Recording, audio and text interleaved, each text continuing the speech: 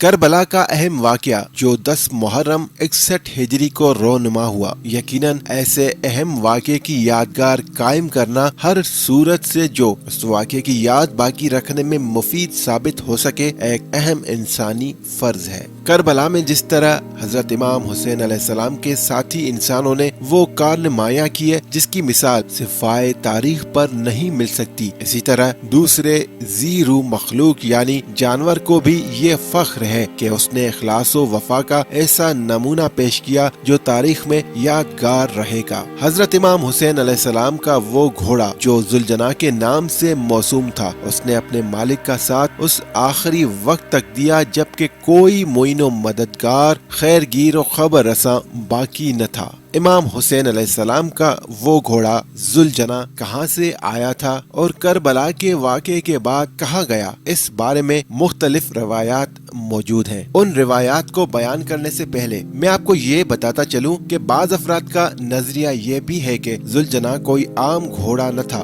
بلکہ ایک جن تھا جو حکم ربی کی اطاعت میں گھوڑے کی شکل میں جناب رسول صلی اللہ علیہ وآلہ وسلم اور ان کے خاندان کی خدمت پر مامور تھا۔ 61 ہجری میں اپنے فرض کی تکمیل کے بعد اپنی دنیا میں لوٹ گیا۔ اسی طرح بہت سے لوگوں کا یہ بھی نظریہ ہے کہ ذوالجناح دراصل ایک فرشتہ تھا جو اللہ کی طرف سے خاندان رسالت کی خدمت پر مامور تھا۔ اس کا خدمت کے علاوہ ایک اور مقصد بھی تھا کہ اس کو یوم عاشور کے واقعات کا گواہ بننا تھا۔ اور آئیے اب کچھ روایتوں کی طرف چلتے ہیں۔ ایک روایت یہ ہے کہ حضرت عبد المطلب کو یمن کے بادشاہ سیف بن ذی یزن نے 4 گھوڑے ہدیہ کیے تھے۔ اس وقت حضور اکرم صلی اللہ علیہ وآلہ وسلم 8 برس کے تھے۔ بادشاہ یمن کی فرمائش تھی کہ ان تحفوں کو آپ اپنے پوتے کو دیجیے گا، وہ بڑے ہو کر نبی بنیں گے۔ میں نے آسمانی کتابوں میں اس کی پہچان پڑھی ہے۔ حضرت عبد المطلب نے جب وہ گھوڑے اپنے پوتے محمد صلی اللہ علیہ وآلہ وسلم کو پیش کیے تو اس کم سنی کے عالم میں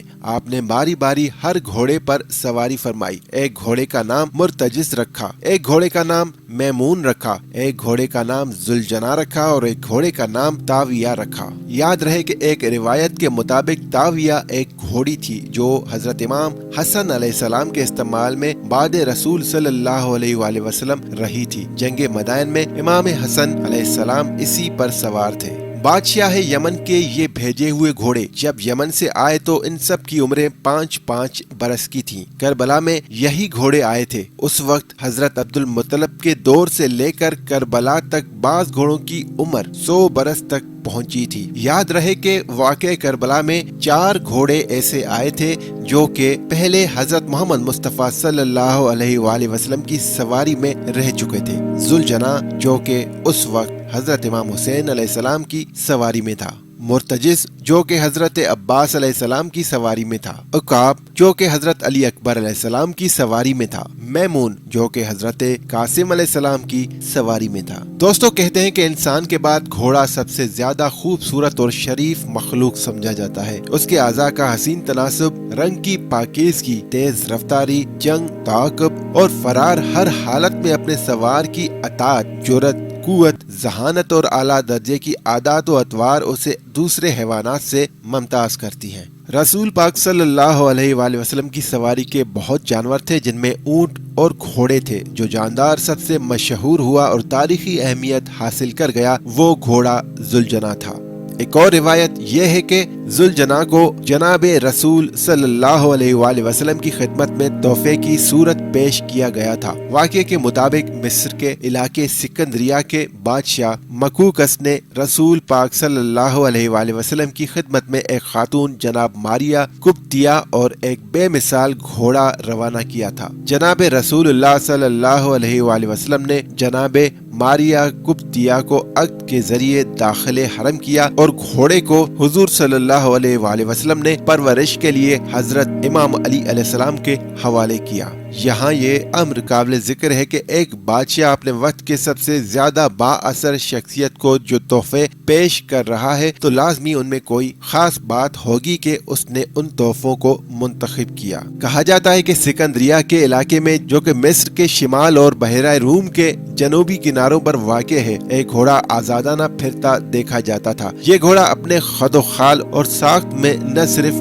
منفرد تھا بلکہ افسانوی کردار کا مالک تھا۔ بہت سے بہادروں اور مہم جوئیوں نے اس گھوڑے کو گرفت میں کرنے کی کوشش کی مگر ناکام رہے۔ اس طرح اس گھوڑے کا قصہ زبان و زد عام ہو گیا۔ ایک طرح سے اس گھوڑے کا ذکر مافوق الفطرت داستان کے طور پر ہونے لگا۔ جب اس علاقے کے بادشاہ مکوکس نے ارادہ کیا کہ رسول اللہ صلی اللہ علیہ وآلہ وسلم کی خدمت میں کوئی بے مثال تحفہ روانہ کرے تو اس نے اپنے اہم کارندوں کو گھوڑے کو پکڑنے کے لیے روانہ کیا۔ یہ کارندے گھوڑے کو پکڑنے میں کامیاب ہو گئے تو انہوں نے اس پر سواری کا ارادہ کیا مگر کوئی بھی اس ارادے میں کامیاب نہ ہو سکا اور اسی طرح اس گھوڑے کو مدینے کی جانب روانہ کر دیا گیا۔ جناب رسول اکرم صلی اللہ علیہ وآلہ وسلم سے پہلے کوئی بھی اس رہوار کی پشت پر سوار نہ ہو سکا تھا۔ اسکندریہ سے مدینے تک کی تمام راہ میں کئی درجن تنومند سپاہی اس گھوڑے کو قابو میں رکھتے رہے۔ جب مدینہ منورہ میں بادشاہ سکندریہ مکوکس کی طرف سے عرصہ شدہ تحائف کو اس کی سفارت نے جناب رسول اللہ صلی اللہ علیہ وآلہ وسلم کی خدمت میں پیش کیا تو حضور پاک صلی اللہ علیہ وآلہ وسلم نے جناب ماریا قبطیہ کو عقد کر کے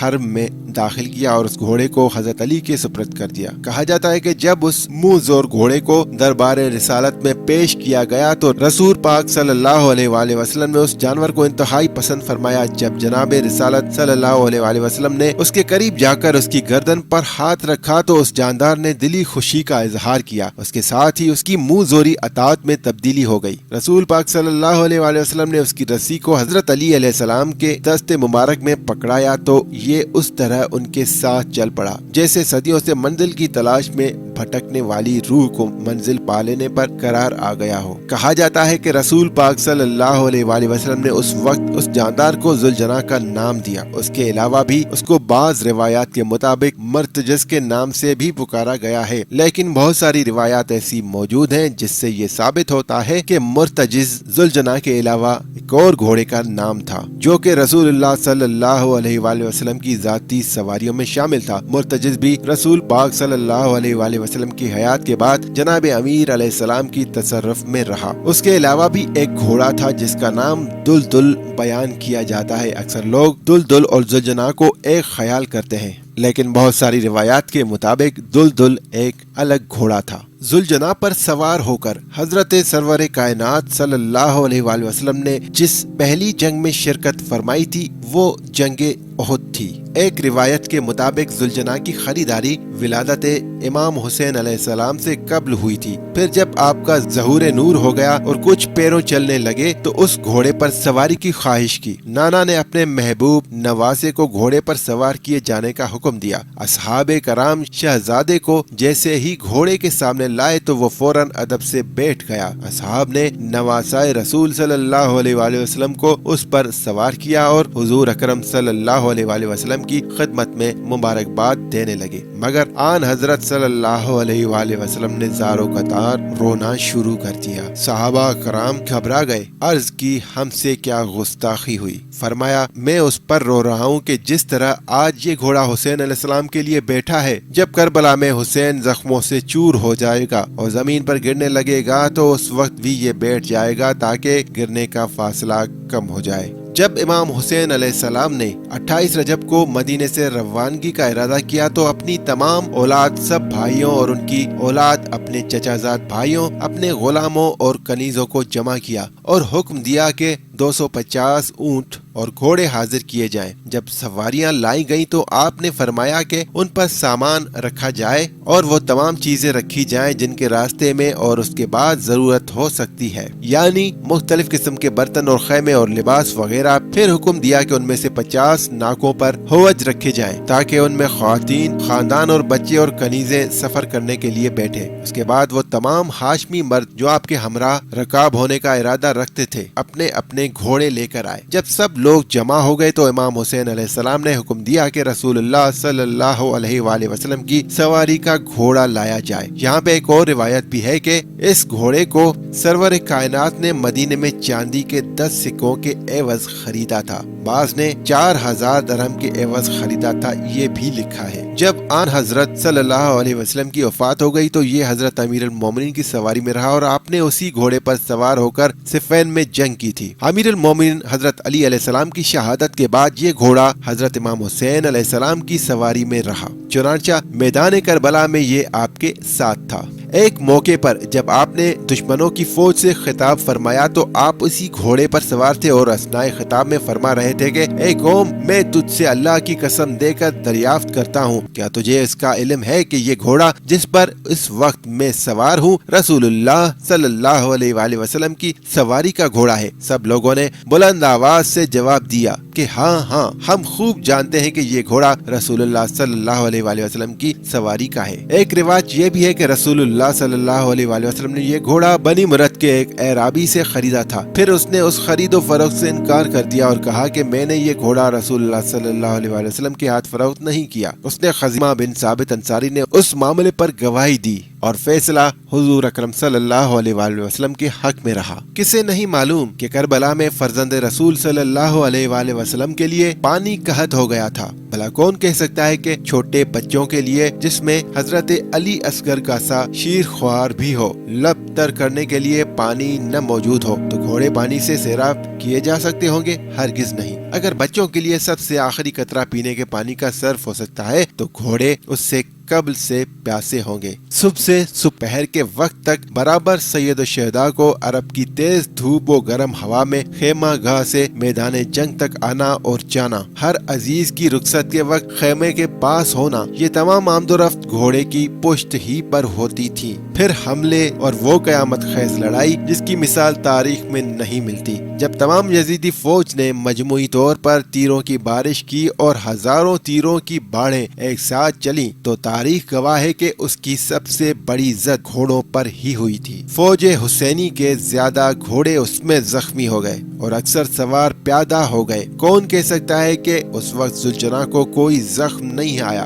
वो वक्त के जब हजारों की फौज के सैलाब में एक तन्हा इमाम हुसैन अलैहिस्सलाम डूबते थे और दुश्मनों को मुंतशिर करके बाहर आते थे। नेज़ों के हमले भी थे, तलवारें और तीर भी। उस वक्त क्या इमाम अलैहिस्सलाम का घोड़ा महफूज होगा? इस अजीमुल शान जंग में इमाम अलैहिस्सलाम का घोड़ा एक बहादुर जानसार और एक वफाशुआर मुइनो मददगार का काम अंजाम दे रहा था। वो यकीनन दुश्मनों को जद पे लाता था और खाली करता था और गिरे हुए दुश्मन को रोनता भी था और शिकस्ता भी करता था। उस जंगो जदाल में घोड़े की प्यास उसके जिगर की सोजिश उसके एहसास से ताल्लुक रखती है। मगर वो वक्त यादगार है कि जब फौज से मैदान साफ हुआ, फिरात का दामन बिल्कुल खाली हो गया। कहते हैं कि इमाम हुसैन अलैहिस्सलाम नहर के करीब आए, घोड़ा अपना नहर में डाल दिया। उस वक्त कोई नहीं फिरात की मौजें गवाही देंगी, साहिल फिरात शहादत देगा कि घोड़े ने अपनी गर्दन उठा ली थी, अपना सर बुलंद कर लिया था, अपना मुंह बंद कर लिया था।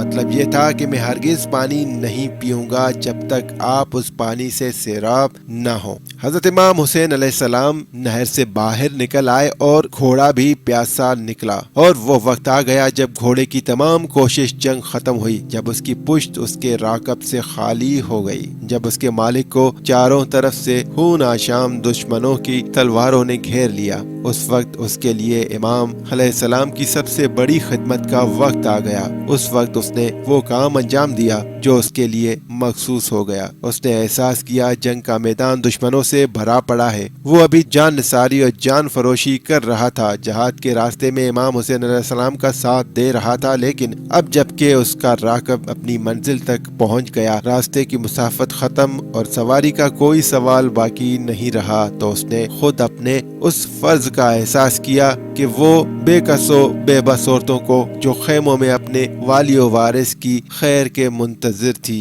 जाके अपने मालिक की खबर पहुंचा दे। उसने अपनी पेशानी खून में तर की। वो सीधा खेमाए हुसैन अलैहिस्सलाम के दरवाजे पर पहुंचा। उसने हुनहुनाकर अपनी आवाज अंदर पहुंचाई। मुंतजिर सैयदानियां उसकी आवाज सुनकर दरवाजे पर आ गईं और वो देखा जो पहले कभी न देखा था, उसका खाली ज़हन, उसकी रंगीन पेशानी, उसकी लूटी हुई बागें, उसका जख्मी जिस्म, उसके जिस्म में पेवस तीर, वो सब कुछ कह रहे थे जिसकी खबर देने वो दरवाजे पर आया था। ये थी आखिरी खिदमत जो जुलजना ने अंजाम दी और यही वो यादगार वाकया जो उस यादगार जानवर के साथ ताल्लुक रखता है। यही वो यादगार है जो हुसैन इब्ने अली अलैहिस्सलाम की अज़ादारी के सिलसिले में जुलजना की शबिया निकाल कर कायम की जाती है। کربلا کے واقعے کے بعد ذوالجناح کہاں گیا، اس کے بارے میں مختلف روایات موجود ہیں۔ ایک روایت ہے کہ اس ذوالجناح نے تھوڑی دیر زمین پر سر مارا، چیخ چیخ کر روتا تھا اور فریاد کرتا تھا، اور اس کے بعد ذوالجناح